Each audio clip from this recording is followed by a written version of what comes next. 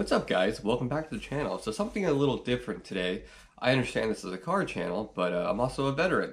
I never really talk about it because, like I said, it's a car channel. And people ask me sometimes what I did in the Navy, and I never really talk about it. Again, because it's a car channel. But I thought that because it's Veterans Day coming up in a few days, I would talk about what I did, because people seem to be interested in that. And I don't mind talking about it, so let's go ahead and roll that intro.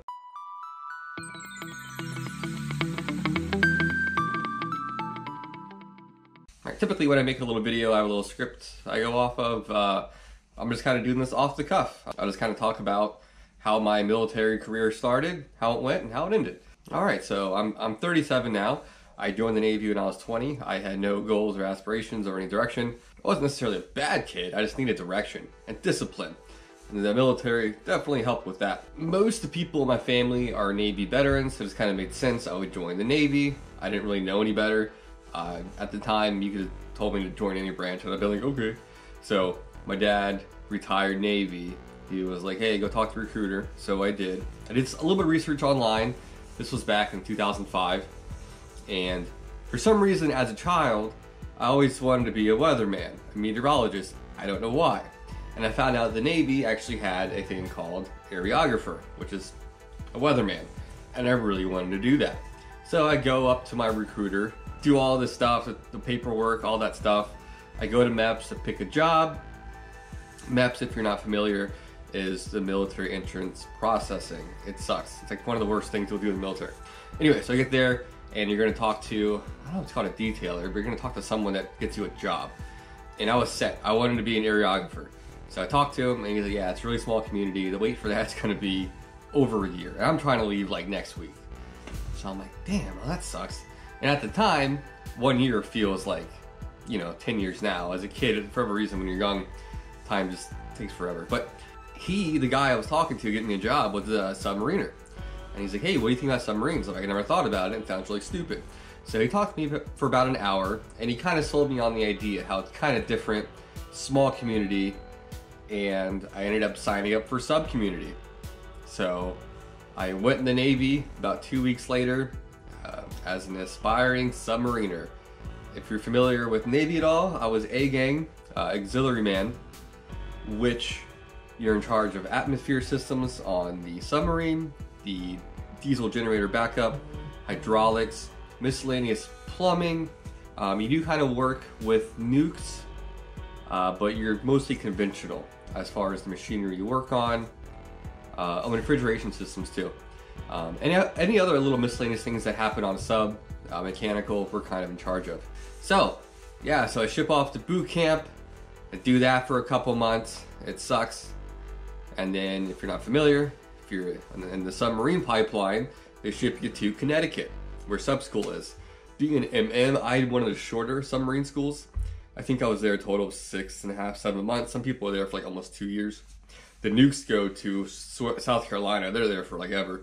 But again, I was conventional, did my sub school, and I got my orders, which is down here in Norfolk, Virginia. I'm from DC, so it wasn't too far from home. So I checked into SSN 765, the Montpelier, the only French named attack submarine, and I happen to be French, so that was pretty funny. So I ended up spending about 3.5 years on that submarine. I did probably about 15 underways, anywhere from a week long to 2 months, one full deployment. And then about almost 5 years into my service, I got hurt, what disqualified me from submarine service. I wasn't ready to get out yet. So this was kind of like my chance to switch jobs again. So when I was talking to the detailer to get a new job, I tried to be an aerographer again.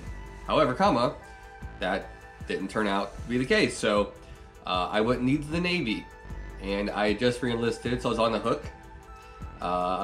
And pretty much they go down a list, and the first MOS or job that needs someone at the time, they'll pick you up. So he calls me up, I got you a job.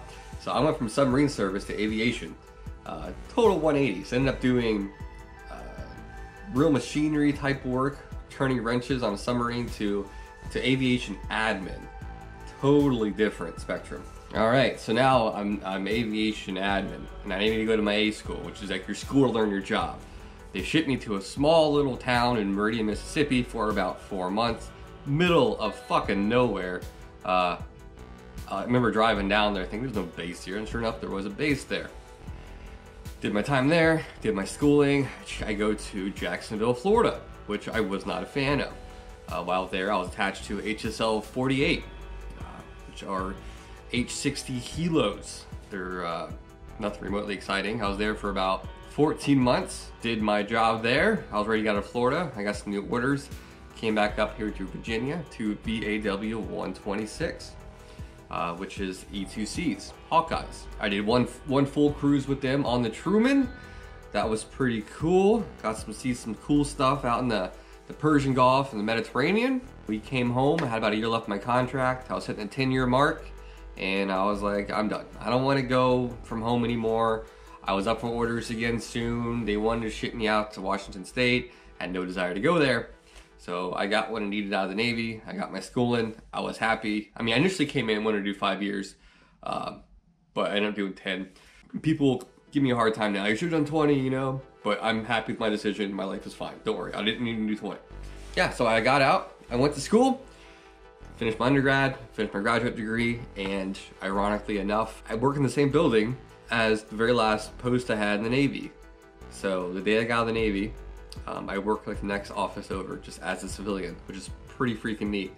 You know, what are the chances of that? It would just happen. It was just chance. I moved across the country and moved back. So it's nuts. Yeah, I enjoyed my naval service, my military time. It was fun. Most of the questions I have about my military service is my submarine days, and I get it. It's pretty fascinating, especially from the outside looking in. And I'll answer a few questions that people always have. They always ask, what do you see on a submarine when you're underway? Nothing, because there's no windows. And people are like, what do you mean there's no windows? Because you navigate by sonar and charts. So it's pretty crazy. Yeah, you don't see anything. It's windowless, if you will. No portholes on a submarine. And I was on a fast attack, if you're not familiar. There's 3 classes right now. The Los Angeles, actually no, there's 4. There's Los Angeles class, which I was a part of, Virginia class, which is a newer fast attack, the ballistic type, which is the Ohio class, and the SS GN, which are a little different. I'm not too familiar with those. And then you have the Jimmy Carter class, which are like super secret. That's the Seawolf, the Connecticut, and the Jimmy Carter. And I said Jimmy Carter, it's not, it's the Seawolf class. And they're all stationed out of Connecticut. They do some crazy stuff. Like, I had a really high clearance, but I couldn't even go on the Jimmy Carter. That's how crazy it is. One guy in my sub school ended up going on that boat, and his background investigation was nuts. I can only imagine the crazy stuff they did. We did some pretty gnarly stuff, but I can only imagine what they did. Yes, you do share a rack or a bed as a junior personnel. Typically it's 3 people to 2 beds, if that makes sense. When I was in, it was not a 24-hour day underway, meaning the time of day was irrelevant. So it was an 18-hour day. So you would sleep 6, you would stand watch 6, and you work 6, and that was your rotation. The food on a submarine is typically better than your surface or aviation. However, the food's only as good as the CSs or cooks you have making it. The quality of food they give you on a submarine is much higher for morale, but if you have CSs that hate their job, it's going to taste like doo-doo. But typically, most of our CSs were pretty good. Your first few months on board a submarine, you do something called cranking, where you work in the galley, just as kind of like a cook's bitch, if you will. You do dishes and stuff, you earn your keep. It's not too bad, it is what it is. You learn a lot of people that way and your qualifications. Probably one of the proudest days of my life was August 1st, 2007. That was the day I got my Dolphins underway at test depth. That was pretty cool. And if I have pictures of anything, I'll include pictures here. But yeah, my Navy time was pretty neat, and I don't regret it. I don't think I'd ever want to do it again, but I'm glad I did it, if that makes sense. And if you're a younger person watching this, curious about the military, feel free to ask questions, especially the Navy. I don't mind answering. So hope you guys found this interesting, and I'm sure people ask about submarine stuff, which is fine, and I can answer some questions, assuming it's not classified. Not to sound like it's important or anything, it's just a lot of things I can't talk about on a submarine, like test depth and the shroud and type of things we did I can't really talk about, but a lot of stuff I can talk about. So if you have a question, let me know. Well, anyways guys, hope you guys found this kind of fun and a little bit more of a made me a little more transparent to you and my background and stuff. So Yeah, I turned wrenches in the Navy, but on a submarine, not with cars. So there you go. Yeah, I should have a very informative Corvette news, hopefully tomorrow. A lot of stuff going on in the Corvette community. It's nuts. And I do want to talk about the Z06. I'm really letting it marinate on my brain for a while before I really talk about it. Yeah, there's a lot of things going on with the Z06. As far as the markup, the transmissions that are crapping out in the C8s right now. It's making me nervous about my C8. Ugh, I don't know, a lot of stuff going on. All right, I'm getting on a tangent. So I touched on what I want to touch on. Feel free to ask questions, and I'll catch you guys next time. Mark out.